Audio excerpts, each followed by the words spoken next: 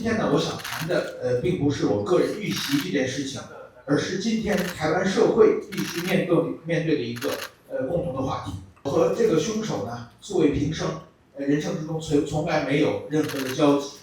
他花了这么大的时间和精力来台湾为打我一拳，这件事情如果说按中共说的是出于义愤，这个在逻辑上是很难解释通的。我把这种人呢叫做快闪打手，他们呢具有暴力犯罪的经历，通过迅速入境、迅速犯案、迅速离境，真正的策划者呢躲在幕后。如果这种模式在台湾能够成功，那么很可能被复制第二次、第三次。今天被攻击的是我，明天呢就可能是别的媒体人、学者、政治人物，或者是任何一个敢于公开发表意见的普通人。我今天站在这里呢，并不是因为我比别人勇敢，因为呢，我知道面对暴力，如果选择沉默的话呢，暴力一定会得寸进尺。只有越多的人站起来，民主自由才能守得住。最后呢，我想引用一句香港《明报》前总编辑刘进图被袭击之后写的2句诗：真理在胸，理在手，无私无畏即自由。今天我们必须来声援矢板明夫，为什么呢？因为我们今天在座的台上台下的，明天都可能被打。那么今天我们这被打，全台湾人将来都会被打。你今天台湾人不来声援他，将来你被打的时候，谁来声援你呢？这是全台湾人都要觉醒，都要站起来说不可以这样子。那么今天我们看这个暴力啊，是中共最喜欢运用的。相对于这个今天的事件，我们知道2022年啊，加州这个 Laguna Woods， 这不是有一个叫周仁伟的人啊，跑到一个长老教堂里面，带着满满的这个枪弹，还有这个燃烧器材，要把那个教堂里面的台湾长老教会呢，要全部杀掉。幸亏有个义士很勇敢，叫郑达志，上去扑上他，所以他只杀死了郑达志，其他都得救。这个周文伟很有意思，他还是叫做什么和平统一促进会的成员。和平统一，他的和平就是把你消灭就和平了。所以今天我们这个面对这个矢板明夫被袭击的事件，千万不能小看啊，千万不能做一个单一事件处理，也千万不能说啊这是一个伤害罪。像上一次这个2020年铜锣湾书店的老板林荣基被泼油漆啊，油漆啊，后来法院判决啊这个伤害3到6个月。不但没1颗罚金啊，罚了点钱，从轻发落。我们应该开始要极端的这个注意，极端的这个抗议。铜锣湾事件、周文伟事件到矢板明夫事件，那我们可以预见，如果你今天不把它制止，会层层的提高。我上次跟大家的公开记者会，就是10月24号，2024年10月24号。他印太智库成立的时候，成立那天我印象很深刻。第一个，中共发动2024联合利剑 B 的军演，然后那天把我宣布为台独惩戒，把我放了名单啊。所以我那时候我很荣幸，就是说把我放上惩治名单，怕人家不注意，还用军演来这个提醒。那么今天呢，我在想说，我要直接跟国台办，就是中共讲，这种行为是下三滥的行为，让人瞧不起的行为，我就讲是个爬虫社会的行为。什么叫爬虫社会？爬虫社会就是大欺小，强凌弱，不尊重法律，不尊重人权，不允许别人有自由。不管你是言论自由、出版自由、思想自由、这个开会自由，都不允许，这叫爬虫社会。中共就是在想把中国变成个爬虫社会啊。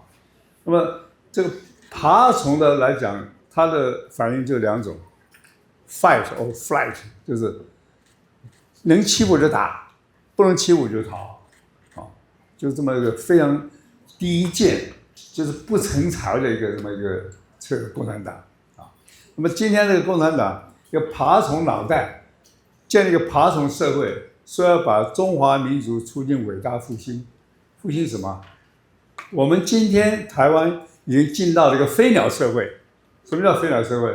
我们的民主啊，人人自由，人人可以到处飞翔。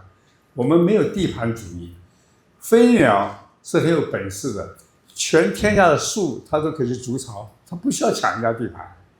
可是你看这个爬虫啊，中共啊，一天到晚讲，台湾是我的领土，只有爬虫才这么执着于领土啊。所以说，今天我们要谴责这种暴力，同时我要表达我们对中共的鄙视啊！你这个爬虫，你有什么资格讲什么民族复兴呢？啊，我们今天台湾都进到一个自由自大的飞鸟社会啊，那你还在用这种暴力啊、恐吓、威胁，真是一个未来文明进步的一个大障碍，是中国共产党。现在幸亏这几年全世界都已经了解了啊，那么共产党要赶快闭门去反省。如果你要讲这个攻击司马明夫叫义愤，那他们所有的这些张献忠事件都是义愤，那才真的是义愤啊！对，那如果说大家都义愤的话，那我们是不是可以去攻击这些卖台、叛国、投共的这些国民党立委呢？啊，没办法，我们法治国家只能罢免，没罢免成功，是吧？可是这个我们还遵守法治，你不能沦为爬虫的暴力的社会啊！一切都想用暴力来解决，除了要表达我们愤怒，我们更要表达我们对中国共产党、对国台办我们的蔑视啊，我们鄙视你啊！你要了解这个爬虫，你说把中国带到伟大复兴，爬虫能够复兴吗？进化成飞鸟，像我们一样自由自在。我们说什么、想什么、做什么，自由自在啊，不受威胁啊，这是台湾的价值。我们不受威胁，我们是飞鸟啊，所以这点我们希望大家能够团结起来，表达我们愤怒，表达我们对中国的鄙视。全世界华人都应该了解，中国共产党不会带你复兴，他只会带你变成爬虫，带你走向肝脑涂地这种悲惨的境界。就像他们的，即使在中共，你做了外交部长，就做了国防部长，只要他一不高兴，立刻不见了。爬虫社会就叫大吃小，强凌弱，没有法治啊，没有透明，没有人权啊，没有任何的这个个人的这个权利的保障。所以这个就是透过司马明夫事件，我们要大声表达的啊。所以当然也是为了我们自己啊。今天不是声援他，我在讲，明天我被打的时候，谁来声援我？对吧？好，谢谢大家。他想要借由恐惧的方式，让这些声音消失，让这些讨论不见。这个要保护这些人是政府的责任。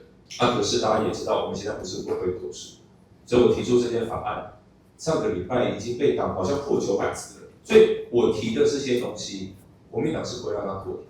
更不要讲说，大家知道我们上个礼拜5在院会针对石柏先生这件事情，我们在立法院提出谴责案。